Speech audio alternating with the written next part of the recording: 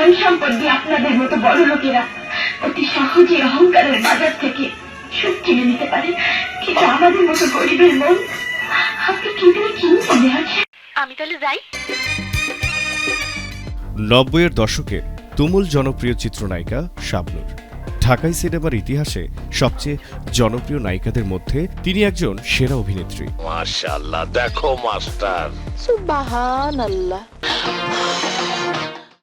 নানামাত্রিক চরিত্রে অভিনয় দক্ষতা দেখিয়ে শাবনূর যেভাবে দর্শকদের মন জয় করে দিয়েছেন, এতে তাকে আইডল হিসেবে মানেন এই প্রজন্মের অনেক নায়িকা।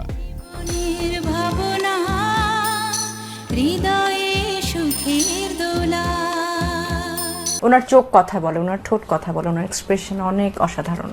আমার দেখা পরিপূর্ণ অভিনেত্রী, চিত্রনায়িকা, আপনি যে আখ্যাই তাকে ভূষিত করেন না কেন সেটাই কম হয়ে যাবে। শাবনূর ম্যাম তো অফকোর্স বাংলাদেশের বেস্ট অ্যাক্ট্রেস, আমি বলবো এক কথায় শাবনূর আপু। স্পেশালি বলতে গেলে শাবনূর আন্টির সাথে আমার অভিনয় করতে অনেক ভালো। শাবানা ম্যামকে আসলে আমার অনেক বেশি ভালো লাগে, অনেক রেসপেক্টেড একজন পারসন। আর সেকেন্ডে আসতে গেলে আমার শাবনূর আপু। না বললে না যে শাবনূর আপুর অভিনয়, উনি যখন কাঁদে আমার কাছে মনে হয় যে খুব ন্যাচারাল, আর উনি যখন হাসে ওনার হাসিতে অনেক মায়া আছে। যশোরের শার্শা উপজেলায় 1979 সালের 17 ডিসেম্বর খ্যাতিমান এই নায়িকার জন্ম হয়েছিল। তার বাবার নাম শাহজাহান চৌধুরী। 3 ভাই বোনের মধ্যে শাবনূর সবচেয়ে বড়। তার ছোট বোনের নাম ঝুমুর, ভাই তমাল। পারিবারিকভাবে শাবনূরের নাম রাখা হয় কাজী শারমিন নাহিদ নূপুর। পরে স্বনামধন্য চলচ্চিত্র পরিচালক এবং তার মেন্টর এহতেশাম কাজী শারমিন নাহিদ নূপুরকে বানিয়ে দেন শাবনূর। শাবনূর শব্দের অর্থ হচ্ছে রাতের আলো। 1993 সালে চাঁদনি রাতে ছবির মাধ্যমে পরিচালক এহতেশামের হাত ধরে চলচ্চিত্রে পা রাখেন শাবনূর।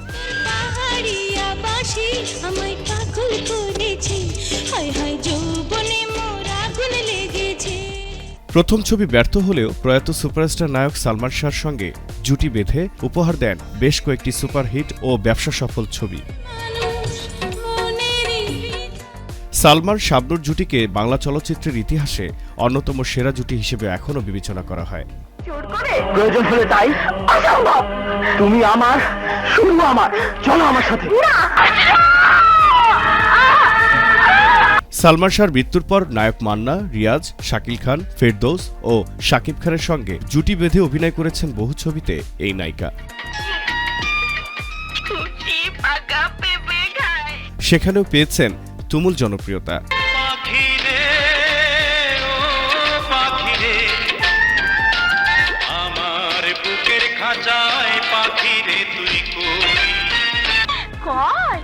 তোমার মনের খাঁচায় তুমি কাউকে বন্দি করেছো। অভিনয় স্বীকৃতিস্বরূপ একবার জাতীয় চলচ্চিত্র পুরস্কার, রেকর্ড করা 10 বার মেরিল প্রথম আলো পুরস্কার এবং 7 বার বাদশাহ পুরস্কার সহ অসংখ্য সম্মাননা লাভ করেছেন নায়িকা শাবনূর। 2012 সালের 28 ডিসেম্বর অনিক মাহমুদের সঙ্গে বিবাহ বন্ধনে আবদ্ধ হন নায়িকা শাবনূর। এরপর থেকেই ধীরে ধীরে চলচ্চিত্রে অনিয়মিত হয়ে পড়েন শাবনূর।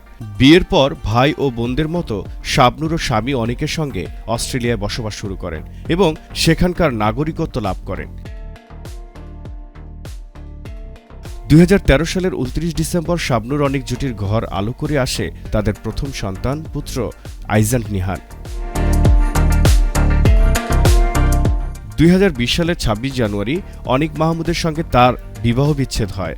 বর্তমানে সন্তানকে নিয়ে স্থায়ীভাবে অস্ট্রেলিয়াতেই বসবাস করছেন বাংলা চলচ্চিত্রের একসময়ের সুপারহিট এই নায়িকা।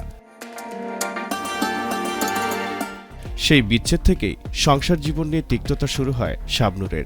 তীব্র ইচ্ছাশক্তি থেকে নিজেকে সামনে নিলেও সাংসারিক হওয়ার আর কোনো ইচ্ছে নেই বলে স্পষ্ট জানান এই নায়িকা।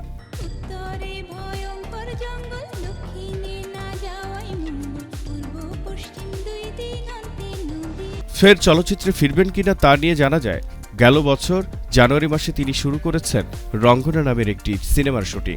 এই সিনেমার মহরতেই শাবনূরের সামনেই ঘোষণা করা হয় এখনো ভালোবাসি সিনেমা।